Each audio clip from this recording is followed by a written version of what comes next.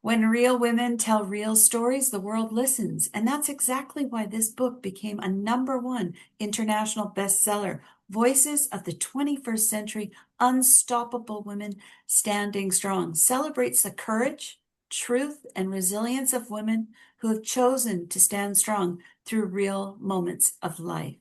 Hi, my name is Gail Watson. I'm founder and CEO of Women Speakers Association, and today I'm so honored to welcome to our conversation international best-selling author Cynth'ya Lewis Reed. This is your chance to connect with the heart of her story and the voice she brings to this powerful collection. So welcome, Cynth'ya. Hi, Gail. Thank you so much for having me on today. Oh, Honored. I'm actually I'm really looking forward to our conversation today because you bring such emotion and such power to this story. And I want to thank you for sharing such a personal look and experience that you had growing up in a 99% white community and how you devalued yourself in that time, ultimately feeling like you had to hide in the shadows. So, in just a few sentences, could you share a little bit about what your story brings and what inspired you to share it? Thank you, Gail. I'd love to. A little of what my story brings is something that I kept hidden for literally 50 years, which is about as long as I've been married. I was inspired because I kept telling people for years, oh, I just want to be in the background. I'll just volunteer. I'll just help out here. I didn't feel like anybody really listened to what I had to say or valued what I had to say because of traditional beliefs, whether they be faith based, gender based, education based, race based, especially. And I said, when I had the opportunity to become a part of this awesome family of women, I said, it's my time. It's my time. I've been cheering on others so much, but people would tell me, you can do the same thing. And I keep telling myself, how? How is that even possible? So it's a victory story of how I became my own lifeboat to sail those seas of insecurity. I love that because having known you throughout this whole journey, you are an amazing cheerleader. I mean, and any time we've interacted on calls, you are the one that is right there cheering and inspiring and motivating people alongside. I just really appreciate you for that. Now, your story, as you mentioned, it is very personal. It's hard. It's a tough story to feel, I really felt sad for that young girl. I really, really did. And because of the vibrancy of who you are. So let's talk about in that time, what did standing strong look like for you? When I was younger, standing strong had to do with me putting up barriers because I was afraid of being hurt and rejected and not measuring up. The word perfect kept being brought in front of me. You have to be perfect in order for people to accept you. And I was thinking that meant infallible. But at this point, fast forward, regardless of what people believe, not even the Pope is perfect. That might shock a few folks that whoever the Pope is or the popes were, they are not perfect because the popes did not create the universe. And my belief is just simply be joyful with what you have. Stop comparing yourself to other people because you're a unique you. You're you. I'm me. And the 37 of us together in this collective, Women Speakers Association, Unstoppable Women Standing Strong. We have the voices, as so many of us talk about the voices. And to snuff out a voice is like snuffing out a light. And light is the only thing that can make a difference in the darkness. I'm also a poet, so free verse. Cynthia, I, you know, you gave us a look at what Standing Strong was then and kind of going to today. What is that bridge? Like, was there a moment in time where you went, no, I do matter? Mm-hmm. It did. Uh, when I was, this isn't in the story, but the bridge part, my mother, God rest her soul, it's been 8 days now since she transitioned. And it's a very difficult time for me, but I know Mama never let anything stop her. She was headstrong. She sometimes a little too headstrong for a teenager when I was 17, 18, like, oh, she doesn't know everything. Oh, she knew a lot. She knew a lot. And she always would say, smile. But on the perfection side, no matter how I was feeling, I'd say, well, I have to let people know that I'm happy. But I really wasn't happy because I did not know when I was 10 months old my birth father because he died before I was a year old. Mom remarried shortly before I turned 5 years old. And it was weird. I don't even know if I can put it into words, but it's like now I have a blended family. Where do I fit in? And I just kept saying, they see me, whoever they was that was looking at me with my new father, daddy, he's passed on as well now, both lost both parents, and a good man, but very quiet. He himself came from a broken home. And so a lot of the things he did were to help my mother feel like she was special. Being a single mom in 1955 could not have been easy in the United States of America, especially for a Black woman. And so what I felt was one side of the family would see me one way, but my stepfather's side of the family would see me another way.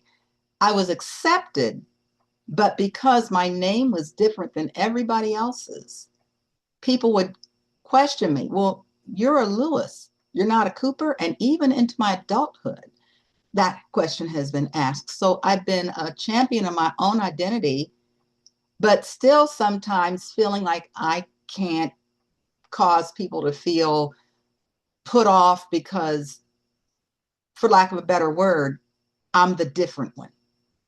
And the whole thing with the race being in a 99% white neighborhood at the age of 12 just moved. Nobody told me that we were moving. All my friends from the old neighborhood and the school. And I was put in a place where nobody even wanted to sit on the school bus with me. They would sit three in a seat, stand up like you're in a New York subway, just to not get near me. Nobody ate lunch with me, 12, 13 years old. The only thing that I found unity with, where I found an identity, was music. So my band classes, music, choir, all those things, I felt like music was my common denominator, regardless of what I looked like. And some of those friends I still have, they're like this with me to this very day. So I found an identity through music, and then it moved on into writing. Oh, thank you for sharing that. And music is powerful to bring our hearts together because it doesn't see race, it doesn't see, different religions, it doesn't see different countries. It's we unite. Yes. So, Cynthia, when you think of a person reading your story right now, and maybe they're reading it from the shadows, they're feeling that they're in the shadows. What's the lesson or the truth that you would like that person to take away from your story? Ooh, truth I want them to take away from my story, which is Woman Overboard, Me versus Me, on page 81. I want them to know that life is like an ocean. I love to cruise, and it's like an ocean. And the weirdest thing about the ocean for me is I like it when it gets a little rough, not too rough. With the rocking, not too much, not like going to Antarctica rocking, the not that, but I want them to be able to see the movement in the ocean. It looks rough on top. It may be a little rocky, and you may even get a little seasick, but underneath, you go deep down like those roots on the tree. You go deep, deep down, and it's still. It's just calm. The sea creatures don't care that it's rocking and rolling upstairs, so to speak. But when you talk about just hanging on, standing strong, this too shall pass. The storm has to be a part of nature because that's what it's just you'd have to be on a cruise ship to understand during a storm. And everything's Beautiful going, analogy. yes, whenever everything is easy going, you tend to take things for granted. But then you start thinking, oh, wow, I'm in the moment. This is it. I don't know when this storm is going to end, but I know that I hope it's going to end. So, faith, hope, love, have faith in yourself. I want you to read the story and have a love for what God put in you, your talents, regardless of what other people may have failed to do. If they did this, that'll never work. Because they didn't make it work doesn't mean you can't make it work. So, and then the whole idea of, again, faith, hope, love, joy. If you study the fruit of the Holy Spirit, all those things are there. You got to be gentle with yourself. You got to be forgiving of yourself. You've got to find joy. You've got to learn to dance in the rain. I love that one song about, I hope you dance. I love that song. And dance like nobody's watching because it's your joy that matters more than anything else. Love So, that. All right. Well, you've got me wanting more. So, where can we get a copy of your book? copy of the book, very easy to do. You can find me on social media under Cynth'ya Reed. It's Cynth apostrophe YA Reed, REED. You can also email Cynthia Speaks at gmail.com. That's my most common address. And it's CYNTHY as in Yankee, A Speaks, SPEAKS, Cynthia Speaks at gmail.com.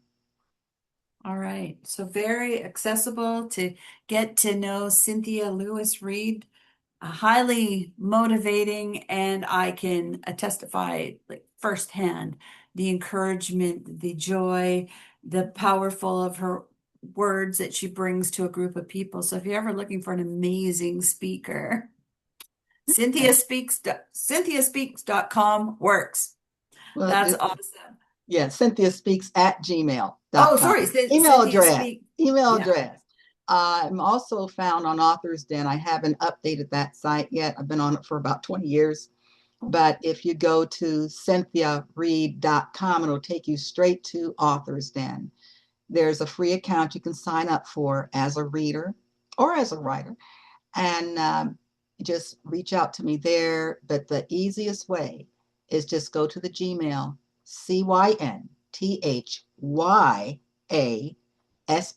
CYNTHYASPEAKS at gmail.com. All right, Cynthia, it's been a pleasure. And thank you for just really Okay. opening up and the courage it took for you to share your story, the truth uh, that you share. And we really see that resilience of you as a woman. So thank you for standing strong in those storms of life. And not only standing strong in them, you were enjoying them. So that sway, that rock of the boat, I was envisioning that. That's awesome. Just before we conclude our conversation, is there any final words or a quote you'd like to leave us with? Well, there is a part of a poem that from one of my mother's books. And right before she transitioned, I hope she heard me. I know she did. They say the hearing is the last to go. But one of her books, Chicken Soup for the Woman's Soul, because she loved to read. And this one part of a poem in here called Angela's Word. And I put my name in instead of Angela. I would like for you to put your names in, those of you who are listening. Part of this identity. One cold night near Christmas time, when her family was in bed, Cynthia lay awake as awful thoughts went spinning through her head. She didn't know why and she didn't know how, but she wanted her life to end. So she begged whoever put her here to take her back again. And then she heard from deep inside a voice that was soft and low. It only said a single word, and the word it said was no. From that moment on, Cynthia knew exactly what she had to do. Her life depended on that word. So this is what her loved ones heard. No, I just don't want to. No, I don't agree. No, that's yours to handle. No, that's wrong for me. No, I wanted something else. No, that hurt a lot. No, I'm tired. And no, I'm busy. And no, I'd rather not. Today, Cynthia is a person first, then a mother and a wife. She knows where she begins and ends. She has a separate life. She has talents and ambitions. She has feelings, needs, and goals. She has money in the bank and opinions at the polls. I'll stop there. But that comes from Chicken Soup for the Woman's Soul, 101 Stories to Open the Hearts and Rekindle the Spirits of Women. Jack Canfield, Mark Victor Hansen, Jennifer Reed Hawthorne, and Marcy Shimoff. That's a wrap. Beautiful. That's a wrap. That was beautiful, Cynthia. And I love how you put your name in there and invited us to put our names in there. So beautiful. Thank you. Thank you again for sharing who you are. It's a beautiful necklace you're wearing today. I Thank you. just wanted to My draw it grandmother, to your grandmother's. she was born in Beautiful. 1913. She loved to read as well.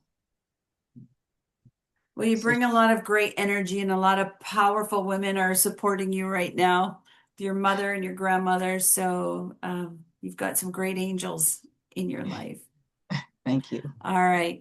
Well, thank you for joining us today. For those who are listening, get in touch with Cynth'ya Lewis Reed. She'll be happy to hear from you and connect with her. And we would like to wish you, wherever you are in this world, an amazing day. Thanks for joining us. Thank you so much, Gail. Thanks.